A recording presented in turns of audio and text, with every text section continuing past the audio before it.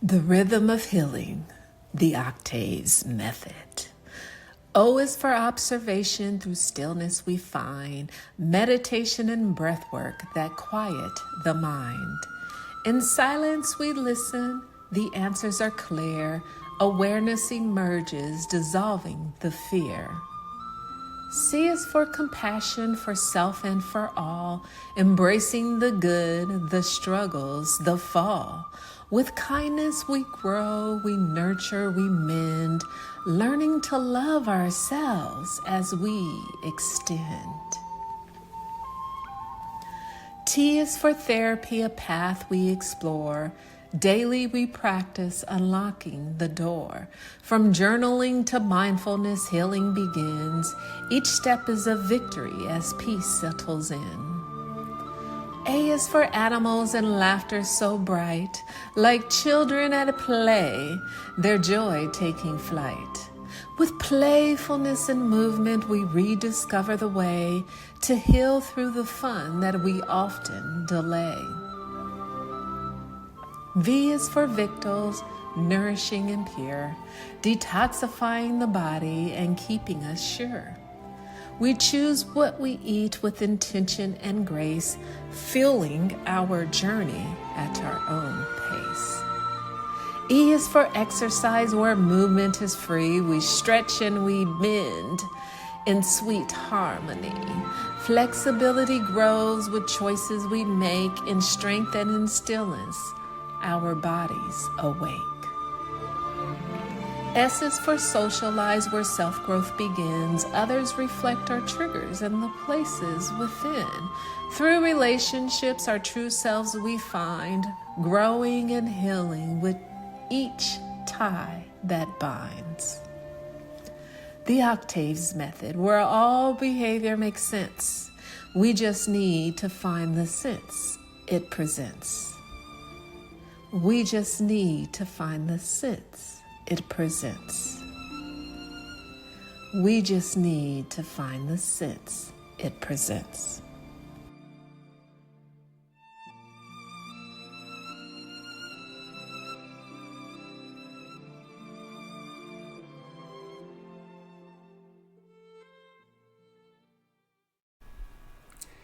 Hello, everyone, and welcome to Season 5 of the Trauma and Social Work Podcast. I am KJ Alexander here with my co-host, Tonya Octave, and today we have a lot of important information to dive into. But before we get started, I'm going to go ahead and let Tonya tell a little bit more about herself and what this podcast is about. Hi, everyone. My name is Tonya Octave, and we are going into Season 5 of Trauma and Social Work Podcasts, where we will be discussing and diving deep into my book called Heal the Mind, 7 Strategies Towards Mental Wellness, Happiness, and Success, Exploring Trauma, Mental Wellness, and Ways to Live a More Balanced Life. And before we begin, just a simple reminder that this podcast is for informational purposes only. It is not intended for medical, psychological, mental health, or legal advice. Although I'm a licensed professional, this is not a formal type of treatment. We may talk about things like hypnosis and meditation and things that we would do in a therapeutic, from a therapeutic perspective, but it's not a form of treatment. For individual questions about your wellness, your happiness, and your success, please seek out a professional. And if you are experiencing a mental health crisis, do call 911 or go to your nearest emergency room. Great, awesome. That was amazing. So with that being said, I want to make sure I tell the audience, if you haven't already, follow this page on Spotify, YouTube, and any other platforms we post episodes on. Make sure you subscribe to the channel so you don't miss any upcoming episodes in the future. And with that being said, let's go ahead and get started.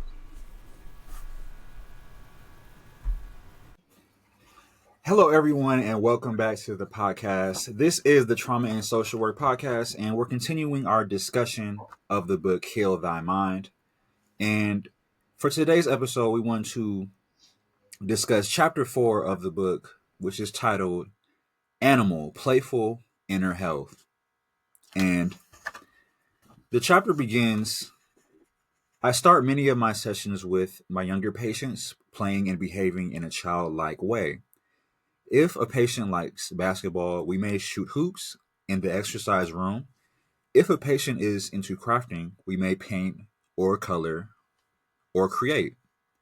If building is important, we may stack Legos for hours as the child shares their stories about his/her life. My therapy dogs also offer support in sessions as people process their experiences and move towards wellness, happiness, and success. In my sessions with adults, I am childlike in another way. I listen to the language of the patient.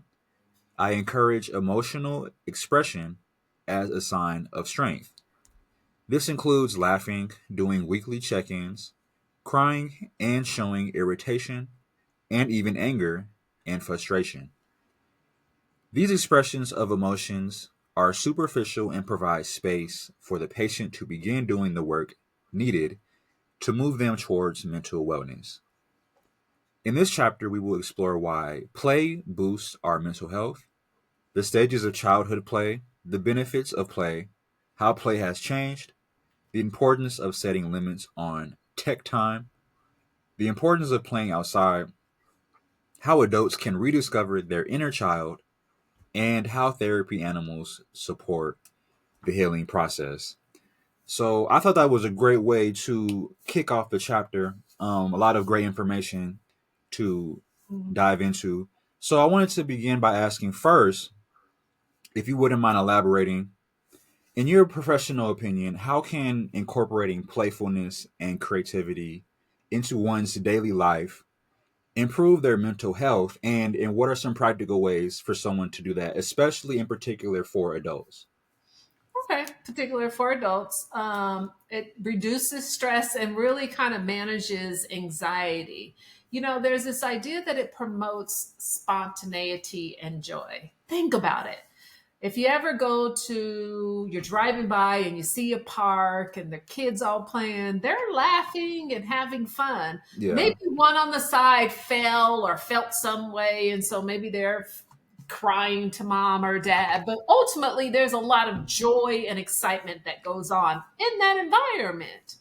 And as we get older, we move away from that. Rarely do we go to parks. And if we go to parks, rarely are we going on the slide or on the swings to figure out what an adult body feels in these machines that we used to use as kids. And Yeah. so that is a part about being playful, but adults can play in other ways. And so there are many things that they can do. One of the other benefits is that engaging in play, the brain really can help you to enhance problem solving and cognitive abilities. So, one idea may be puzzles. If you Okay. want to try a puzzle, then maybe you start, if this is your first time, maybe you start with a less complex puzzle, maybe like 200 pieces. And then you start to build up to maybe 2,000 pieces. And this was an idea that I came up with a couple of, I think it was about 3 years ago, 3 or 4 years ago at the onset of COVID. It was around the holiday season. And I gave my family a challenge. So, to all the couples in the family, that had kids, or even if they didn't have kids, they could have just been a couple. Their gift was a puzzle, and they were asked to take pictures as they learn to manipulate the pictures in the puzzle to create things. And so, like, you also know me, I got to pick the puzzle. It's a puzzle about vegetables. So subconsciously, I was still sending a message about eating healthy, but in a way, I was also modeling how you can come together and be playful. Kids will teach us how to play if we're willing and able to kind of, engage with them in that way. And even if there's other adults, if it's your husband or your wife or your partner or whatever that may be, that you can spend that time being creative with them. It really is something that's talked about in terms of strengthening emotional resilience and adaptability. You want to use your brain power, you want to use your body, you want to engage in different movements so that those things don't go away and that it can enhance that. It also activates the body's relaxation response by lowering cortisol. Have you ever Mm-hmm. noticed when kids are playing in a non competitive space? That could be a non competitive sport or where there's non competitive things going on the playground. They're laughing and having fun. So they're releasing dopamine. They're not releasing cortisol, which is the stress hormone. For adults, or even as we get older, like in middle school and high school, we learn about competition. And so that changes a little bit in terms of what hormones are going to be released. Um, but in competition, there is still that joy that can come after a successful meet. But also, like, let's say you lose something, you lose a game or a competition or something like that. That doesn't mean that you didn't have those positive experiences enhanced. In terms of releasing dopamine during the process. And so we really need to have a mind shift where we can view play as necessary, but not as a luxury. That this is something you give yourself permission to do. And sometimes in the adult mind, that's what we have to do. I have to give my permission, I have to give myself permission to be goofy. I have to give Yeah. myself permission to be silly as long as it is moving me towards a health, and that may be playful when I am doing a puzzle, not competitive, not aggressive, not judgmental, which are some of the other emotions that may arise. And then there are like these daily micro moments to play that might be doodling. So you might say, "Oh, I'm sitting there. What can I doodle?" As you may have kind of remembered in school when you're listening to a lecture, instead of necessarily taking notes, you might draw squares or cubes, you might draw circles or some sort of doodle, because that is your subconscious mind at work. It's filtering out something and you don't even need to know what it is. So doodling is great. Dancing while cooking can be fun. I always think cooking can be playful in and of itself because you can create dishes, nutritious. That's a part of the victos, the Yeah. nutritious and detoxifying dishes. Like today, I made a raw vegan pancake, and I have put peaches and pineapples in it. But I made a little face. I made little eye peaches, and half of Okay. the pineapple a smile. I even cut some of the pineapple up and made little hairs. And I did that even before eating it. It does a couple of things. One, I'm wanting to work on the digestive systems, and it's also slowing down my desire to want to eat immediately. So I'm kind of, it's a frame that we call delayed gratification. So when I'm Okay. hungry, I don't always eat when I'm hungry, and creating things with my food gives that space, those extra few minutes to prepare for it. Meditation also works for that too. Okay, Um, yeah, sure.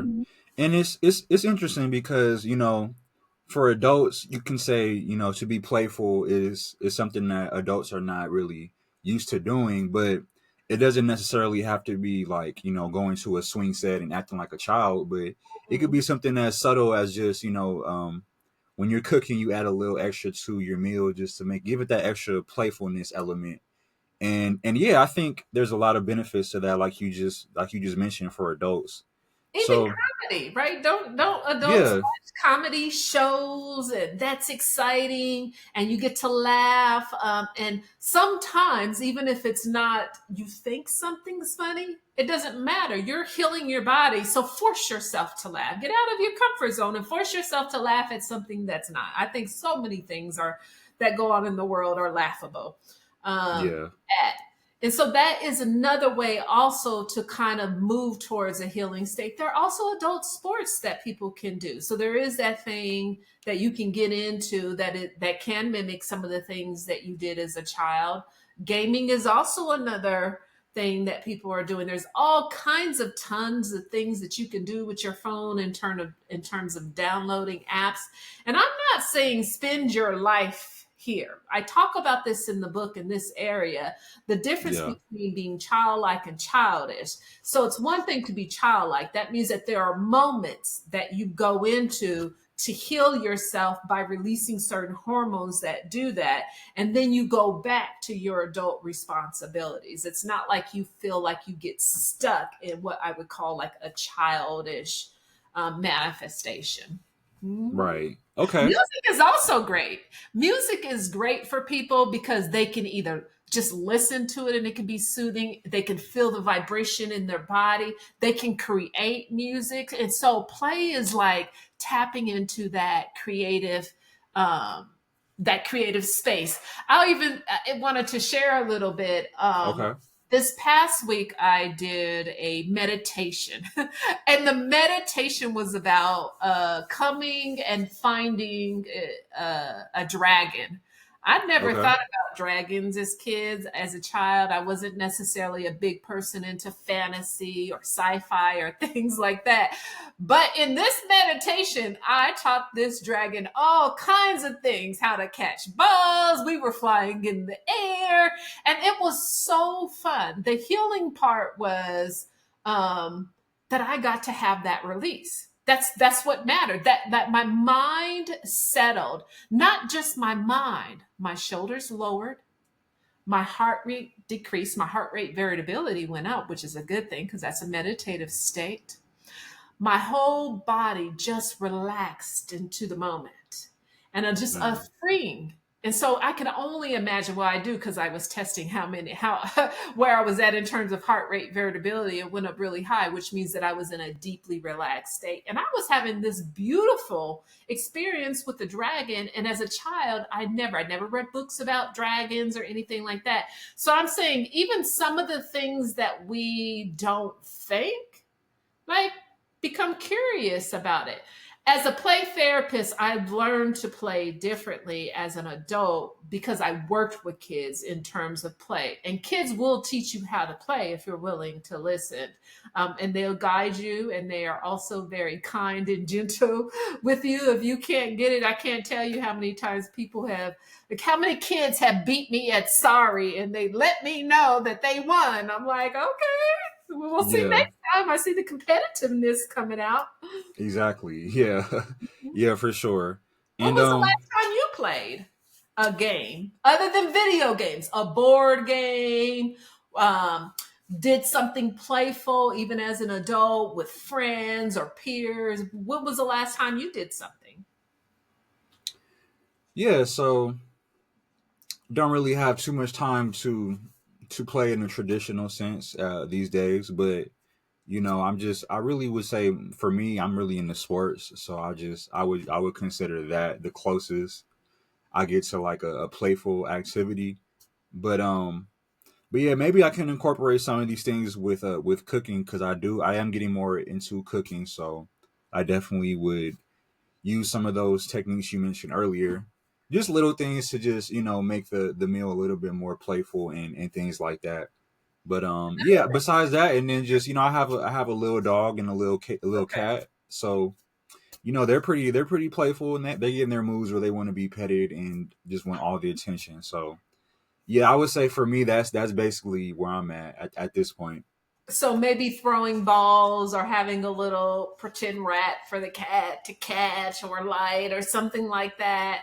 That can be Yeah. kind of release those good hormones. Another thing is you can get those balls that are on we only purchase them usually for kids, but balls that go on the door thing. And so when you're sitting there working, what if you just shoot a couple of hoops, right? Like, how would that be? Or if you had maybe a golf ball in your hand, how could you manipulate the golf ball with your hand? One, you're going to really work on your cardio movement, particularly your wrist, but even doing things like that, which can be playful. Right. Yeah, absolutely. And you mentioned things like video games, and kids are spending a lot of time on devices more now than ever. And you even mentioned in your book, I'll read just the small section towards the end of page 79. You say, "We know that children are playing less and that the rates of anxiety and depression are increasing." So I wonder if you can kind of, in your personal opinion, explain why do you think that children are playing less, and do you think that the technology that we have today is a major cause of that? I guess I think what I wanted to express in that segment was that children are playing differently. So even if you continue Okay. to see, like, children play Yeah, differently, sure. the expectation is that children are supposed to go outside. They're supposed to run and ride Yeah. bikes and play basketball and go up and down the street and go to the park and be in, sports. And that had been the idea that we were told about play. Play has changed for kids. There's new attractions, new things that are capturing their attention. And it's not just for kids, it is adults. So kids are playing on their phones at 2 because mom and dad are giving them games to play with. And so they're using that as an outlet. There are some strengths about that. And then there are some things that we should take into consideration, specifically with screen time. As a parent, you should always be monitoring your child's screen time. And as a parent, you need to be mindful of your screen time when your kids are present, because that takes away the time. And we talked about this when I talk about attachment, that takes away the bonding in terms of the small moments that you have to connect with someone. If you are distracted by an electronic device, it removes that, and you a missed opportunity. Doesn't mean you can't come back, but it's a missed opportunity. um, Okay. some of those devices and some of the games, and oh man, I've been in all kinds of situations, particularly more so with teenagers. But that can be anxiety and can cause anxiety, and it also can help support a place of depression. And so if a particular child is drawn to a particular thing, like I remember a game where it was a family, and you can go in and you select a particular family member, and they went through this kind of like experience, but the experience was like people were dying, and like things were getting cut off and manipulated and changed, and language. And so, as a parent, you have to be aware of what your child is listening to, and you probably should be playing with the child to see whether or not you feel it is age appropriate.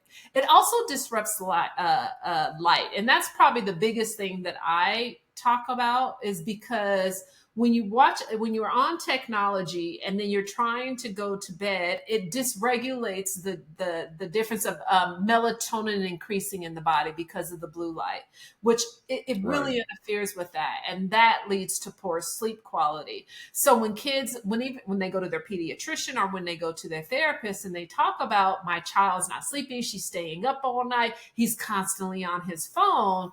Well, as a parent, you probably have to make a decision that no one in the household is going to like, and remove those things before bedtime. And if bed is at 8, you probably need to remove them about 5 or 6 p.m. Or you're going to have kind of these difficulty things that we've created for ourselves. It's Yeah. like, if I am arguing with my daughter because she wants to stay up and it's 10 o'clock, but I don't want to take her phone, I've caused myself more stress than just maybe coming up with a more creative way to limit phone access during particular times. One of the things that I've also noticed is that it could lead to like a social isolation, where even adults, particularly older adults, where they get kind of consumed in this one little space, and then it makes it more difficult for them to come out. So even as an adult, as we get older, some of the challenges are with hearing and sight. And so that doing a puzzle when you can't see it becomes a different struggle, or Yeah. listening to music when you can't hear it becomes a different, so reading becomes difficult, driving, those things that you were normally used to. But what you can do is you can garden, and garden can be playful. You can put your hands in dirt. You can get some seeds. You can mix it around. You can feel for the water. You can put the water against your skin. And then you can go out and feel it. You can smell it. If smell is not an issue, but you can also touch it against your skin. And so you can feel little leaves and how they just kind of can crumble against your skin. And that still can be playful. So we want to make for sure that playfulness is not, you know, if we're not playful, that we don't end up in isolation, that there's tons of things that we can do. Now, I can give you a billion things and suggestions. Well, maybe not a billion, but I can give you A several. lot, yeah. The idea is, what is inside of you that says, okay, I know I need to play in order to heal? Do you believe that to be true? Or do you just, she doesn't know what she's talking about. I don't need play. If I haven't convinced you, then you have to do your own research in terms of uh, what it does to the body, the connection with hormones, how it supports the liver, which is interesting because anger is held in the liver, and it actually, playfulness helps kind of rid someone of some of that anger, as long as it's not as competitive in terms of research. Um, and what can you do? Like, are you willing to do some of these things, or do you just want to sit and watch TV? I'm not sure that's playful unless that's like a comedy show. And I'm not sure you need to do that all the time. You got to mix it up. Mm, yeah, for sure. And it seems like that would be the issue, or the tricky part is balancing the playfulness with, other responsibilities. And it seems like it's kind of like children have too much time on their hands to play, or they often can overdo their playful time, whereas adults oftentimes don't have enough time to allocate towards being playful. So it seems like keeping that balance and trying to say, like, how much time do I need for myself to devote towards being playful is really on an individual basis. So I kind of like that. I probably would yeah, reframe it a little bit for kids, more so that they play, they don't know when to stop. exactly, yeah, And maybe for adults is they've stopped playing, they don't know how to start back up. And so there has to be a balance of play where it's not all or nothing. There needs to be some middle parts. But what I do think of is people can laugh every day. There was a research that was done, and I don't remember the correct numbers, but it was like something like 3,000 times kids laugh a day. Can you imagine when you were a kid that you were laughing 3,000 times a day? I mean, I was on the jungle gyms, I was swinging, I was climbing on the bars.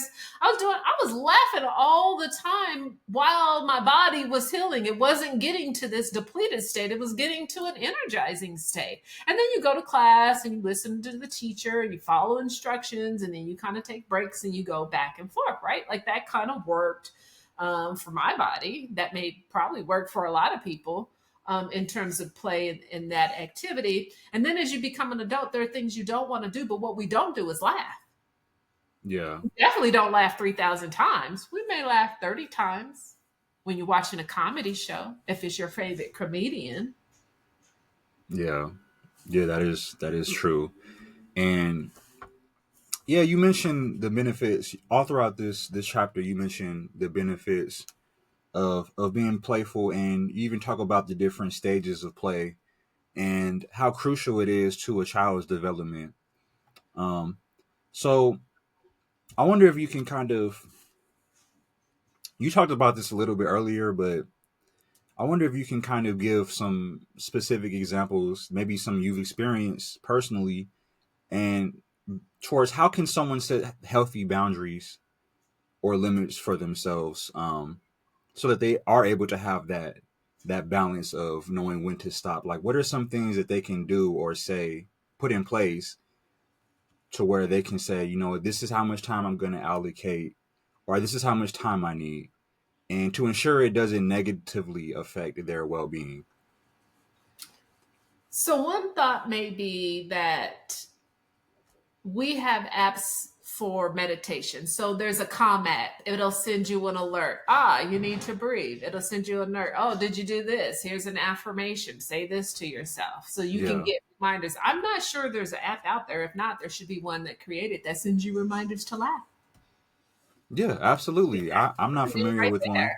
Yeah, so you get, if there's some sort of technology that can support it because people are drawn in that way, that could be a useful tool. Um, It also is changing the mindset and moving from a mindset of anxiety, moving from the mindset that I'm depressed, moving from the mindset that my life is miserable to a mindset where you see the beauty. And sometimes to see the beauty, you have to laugh at the other stuff going on because you're so amazed of how beautiful it is because there's so much barriers trying to not let you see it, even in personalities. And laughing not in a sarcastic way, but in a healing way for you. So, what can you do to set reminders if there's not a technology kind of similar platform? But what can you do to set reminders? Do you need reminders for eating? Maybe if your stomach growls. It depends. I mean, I would say no, but some people may need reminders for, specific dietary needs and things like that. What about for, do you need a reminder for sleep? Not no, not me personally. Do you need a reminder to be kind to yourself? To be No. gentle with yourself? So sometimes everyone's different. Sometimes people need reminders for certain things. And if you're one that is struggling in terms of not, if you're struggling with depression, you need to laugh 3,000 times a day. Like that should be the cure. Yeah. Um, I know that that is difficult, and I say that very loosely because there's a whole lot that goes along with someone who might be struggling clinically with depression, and then just someone who might be in a depressed, kind of sad state. Two different kind of ways to how depression can be manifest. Um, what about anxiety? So when I'm anxious about a situation, what if I laugh at it versus what's the alternative? Be anxious about it? If it motivates you in a positive way that moves you towards a healing state, anxiety is not all bad. Then that might be a good place to be. But if anxiety is tearing you down and you can't move and you don't want to do anything and you're scared or you're fearful or you have a phobia or it's so intense, it's disrupting your life, then learn to laugh at some of the things that you might find disruptive. People get anxiety regarding driving in a car, especially if they've had a particular bad accident or experience with it. So why not ask for help? Because these are things that you would need to ask a professional for help with, and then figure out how to laugh about being in the car, being close to the car, sitting in the passenger seat, what it's like to be in the driver's seat, and go slow with that. There's something that in clinical terms we would use called systematic desensitization. And then eventually you move to a place where the anxiety is not preventing you from doing and achieving this beautiful life that everybody has the opportunity to achieve. We just maybe sometimes put barriers in place, like we don't know what our kids are watching, and then when we try to take their phone away, they get mad, and then it becomes an argument, and then we're at 10 p.m. mad and upset with everybody in the family, which could have Yeah. been easily prevented if earlier in the day there was a rule set up that all the electronic devices are put up at 6 p.m. for family night. People aren't going to, family may not like it in this generation, but it doesn't mean as a parent you can't implement it in your household. Yeah, absolutely. And this is an issue that is relatively new and unique to this generation because generations past haven't really had to deal with the level of technology and distractions that we have today. So, and you talk about in your book how play has changed over the years and the way children play has changed. There's less in-person face-to-face contact. We have access to more information. More families have internet access and cell phones.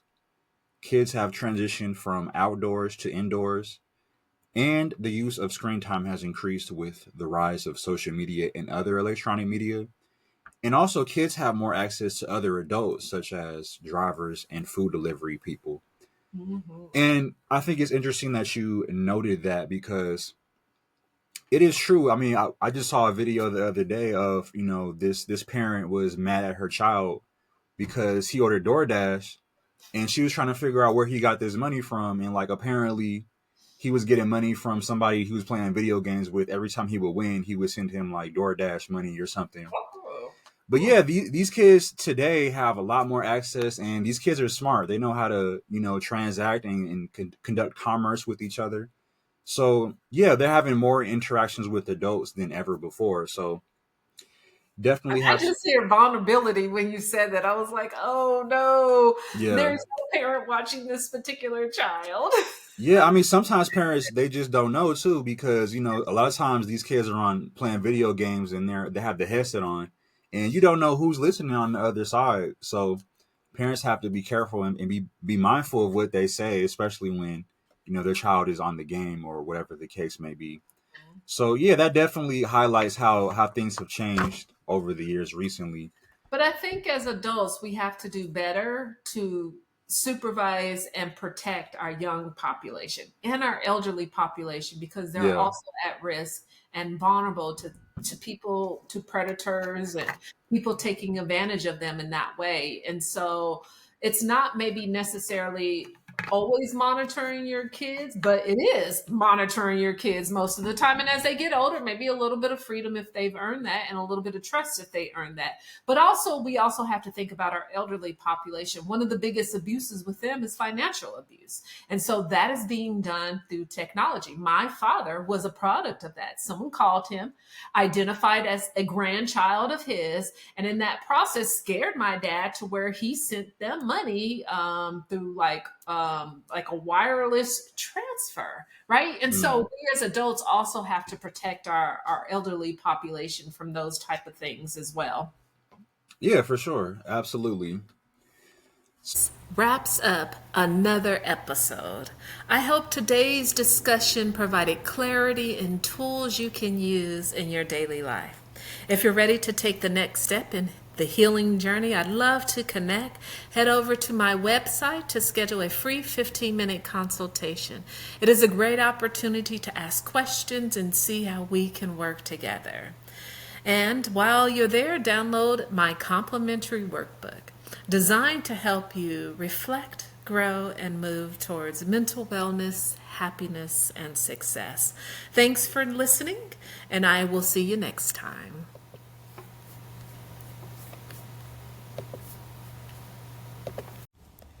The Rhythm of Healing, the Octaves Method. O is for observation, through stillness we find meditation and breath work that quiet the mind. In silence we listen, the answers are clear, awareness emerges, dissolving the fear. C is for compassion, for self and for all, embracing the good, the struggles, the fall. With kindness we grow, we nurture, we mend, learning to love ourselves as we extend. T is for therapy, a path we explore. Daily we practice unlocking the door. From journaling to mindfulness, healing begins. Each step is a victory as peace settles in. A is for animals and laughter so bright, like children at play, their joy taking flight. With playfulness and movement, we rediscover the way to heal through the fun that we often delay. V is for victuals, nourishing and pure, detoxifying the body and keeping us sure. We choose what we eat with intention and grace, fueling our journey at our own pace. E is for exercise, where movement is free. We stretch and we bend in sweet harmony. Flexibility grows with choices we make. In strength and in stillness, our bodies awake. S is for socialize, where self-growth begins. Others reflect our triggers and the places within. Through relationships, our true selves we find, growing and healing with each tie that binds. The Octaves Method, where all behavior makes sense. We just need to find the sense it presents. We just need to find the sense it presents. We just need to find the sense it presents.